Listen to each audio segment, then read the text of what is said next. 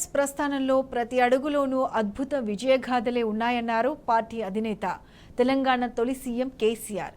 ఎన్నో ఆటుపోట్లను ఎదుర్కొన్న బీఆర్ఎస్ పార్టీకి నేటి పరిస్థితులు ఒక లెక్కే కాదని తేల్చి చెప్పారు. ప్రజాదరణను మరింతగా పొందుతూ ముందడుగు వేస్తామని ఆయన ధీమా వ్యక్తం చేశారు. ఆనాడు సమైక్యవాదులు తెలంగాణను అష్టదిగ్బంధనం చేశారన్న కేసీఆర్ మీడియా సహా సమస్త రంగాలు రాసిందే రాత గీసిందే గీతగా నడిపించారని గుర్తు చేశారు. అత్యంత శక్తివంతమైన ఆంధ్ర వ్యవస్థలను తట్టుకొని నిలబడ్డామని అన్నారు. తెలంగాణకు అడ్డం పడ్డ చంద్రబాబును ధీటుగా ఎదుర్కొన్నామని చెప్పారు. సమైక్యవాద కుటిల వ్యవస్థలను బద్దలు కొట్టి తెలంగాణ సాధించామన్నారు కేసీఆర్. ఎర్రవెల్లిలో తనను కలవడానికి వచ్చిన కార్యకర్తలకు పార్టీ అధినేత దిశానిర్దేశం చేశారు.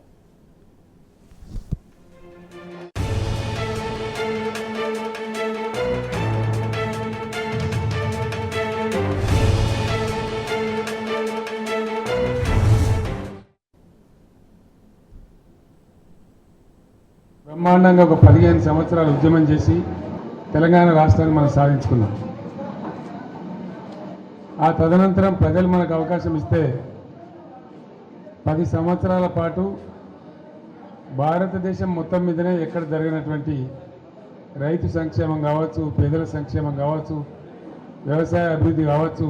నేను మీ అందరికీ మనవి చేసేది ఏంటంటే రాజకీయ ప్రక్రియ, ఇంగ్లీష్లో పబ్లిక్ లైఫ్లో ఉంటామని నిర్ణయించుకున్న తర్వాత ప్రజలు ఏ పాత్ర ఇస్తే ఆ పాత్రలో పనిచేస్తూనే ఉండాలి. అది రాజకీయ నాయకుని యొక్క, రాజకీయ కార్యకర్త యొక్క లక్షణం అయి ఉండాలి. అదే నిజమైన రాజకీయం. ఇవ్వడున్నారండి 2000 సంవత్సరంలో తెలంగాణకు మర్చిపోయినాం కదా మనం అందరం కూడా. ఎక్కడ తెలంగాణ, ఏం తెలంగాణ? నన్నే అన్నారు చాలామంది, తెలంగాణ పోదాం రాదంటే క్యా దుకాణంలాగా సాబ్ అని మాట్లాడింది. అంత దారుణంగా మర్చిపోయింది. కంప్లీట్ బానిసలం అయిపోయినాం కదా ఆ రోజు. మన భాషను మాట్లాడడానికే భయపడే రోజులు అది. మన సొంత మాతృభాషను ఆనగెప్పుకు ఆయన అందరూ సొరకాయను మొదలుపెట్టింది, పుంటికూరను గోంగూరను మొదలుపెట్టింది. హైదరాబాద్లో బతుకమ్మ ఆడుడు బంద్ అయింది. బతుకమ్మ ఆడితే మోటేమో అనే కాడికి వచ్చింది. అంటే తెలంగాణ పూర్తిగా తన అస్తిత్వాన్ని కోల్పోయి ఎటు కాకుండా అయిపోయి దిక్కుమొక్కు లేకుండా ఉండి ఒక నాయకుడు లేక, ఒక వాయిస్ లేక చాలా అగాధంలోకి కూరుకుపోయిన రోజులు అది. అనేక విషయాలు బాగా అర్థం చేసుకున్న తర్వాతనే ఖచ్చితంగా తెలంగాణ రాష్ట్రం అయితే తప్ప ఈ ప్రజలకు లాభం జరగదని నిర్ణయించుకొని ఆనాడు నేను పోరాటానికి బయలుదేరినా. నేను సిద్దిపేటలో ఎమ్మెల్యేగా ఉన్న 85లో గెలిచిన తర్వాత ఇట్లనే ఇదే టైం మృగశిర కార్తీ వచ్చింది. రైతులకు ఎరువులు దొరుకుతారు. నా దగ్గరికి రైతులు వచ్చింది. నేను సహజంగా యాజ్ ఎమ్మెల్యేగా అగ్రికల్చర్ ఆఫీసర్కి ఫోన్ చేసి, ఏమైందా, ఎందుకు ఎరువులు లేవంటే లేవు సార్ మనకు రావు. ఎందుకు రావంటే రావు. అదేం కారణం అంటే నేను జిల్లా ఆఫీసర్కి ఫోన్ చేసి, అప్పుడు జాయింట్ డైరెక్టర్ అగ్రికల్చర్ ఉండేవాడు.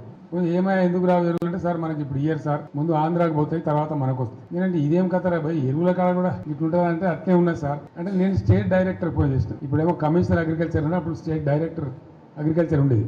ఏమంటే డైరెక్టర్ గారు అంటే ఆయన ఆంధ్ర అన్నాడు. డైరెక్టర్ గారు ఏందండి ఇదంటే, అబ్బాయి మీకు ఇప్పుడు రావు కదనండి, ముందు డెల్టాకి వెళ్తాయి కదా అంటే, మీకు ఇప్పుడు రావు అంటే మాట్లాడే ఎమ్మెల్యే లేడు, మాట్లాడే తెలంగాణ మంత్రి లేడు, ముందు డెల్టాకి పంపించి మనకి ఇవ్వకపోతే అడిగే నాతులు లేడు. అది తెలంగాణ పరిస్థితి. అట్లా అనేక విషయాలు 20 ఏళ్ల పాటు గమనించిన తర్వాత చివరికి నేనే ఎన్టీ రామారావు ముఖ్యమంత్రి ఉన్నప్పుడు నేనే పోరాటం చేసి, అప్పుడు ఆ రోజులలో 1985లో కరెంటు బిల్లు కలెక్టర్ని చూస్తే జిల్లా కలెక్టర్ కంటే ఎక్కువ భయపడేది.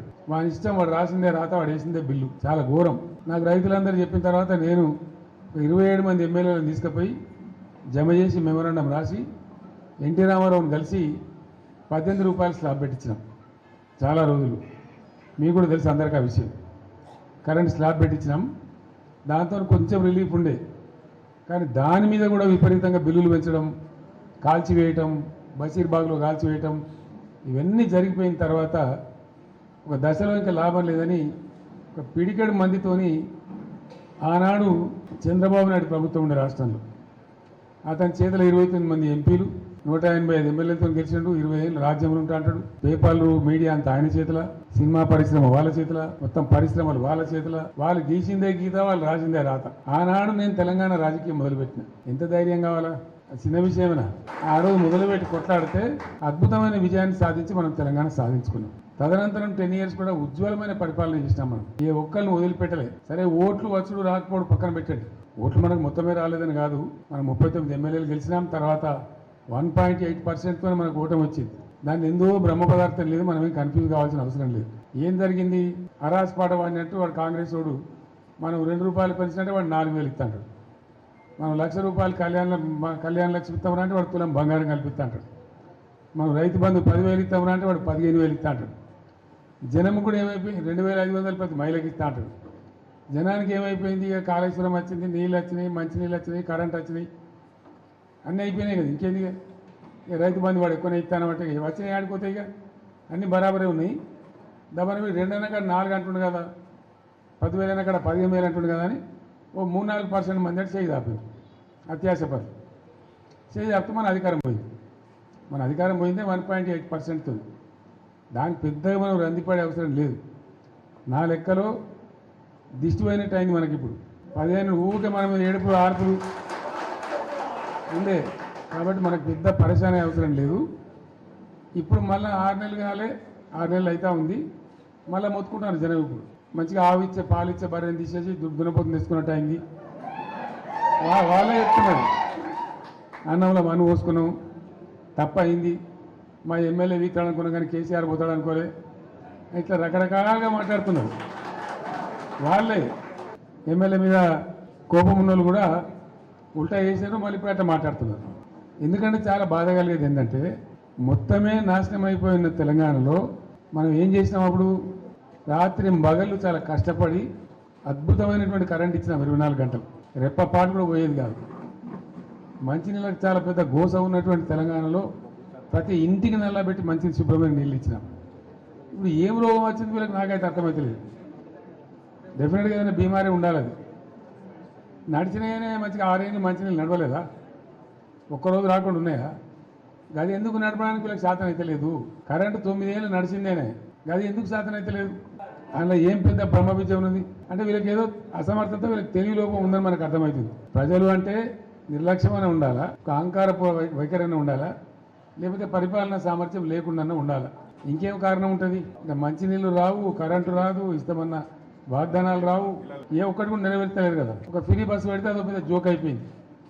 అలా జుట్టు పట్టి అనుకున్నాడు, గందరగోళం, ఇక మొగని మీద అలిగింది, అలా తెల్లటలకు బస్సు ఎక్కిపోవడం, అట్లా ఎన్ని పంచాయతీలు అంటే అది కూడా ఒక వికృత రూపం తీసుకుంటా ఉంది. వాళ్ళే చెప్తున్నారు, లేడీసే చెప్తున్నారు, ఎవరు పెట్టుకున్నాడు మాకు ఎందుకు బస్ కిరాయి ఎక్కువ, మేము రోజు పోతామా బస్ ఎక్కి, మాకు ఇల్లు లేదా, సంసారం లేదా, ఎప్పుడో నెలకొన్నాడు ఎక్కితే 10 రూపాయలు పడేసిపోతాం, దానికి ఏంది, అసలు వాగ్దానం నెరవేర్చాలని చెప్పి వాళ్ళు నిలు పెడతా ఉన్నారు.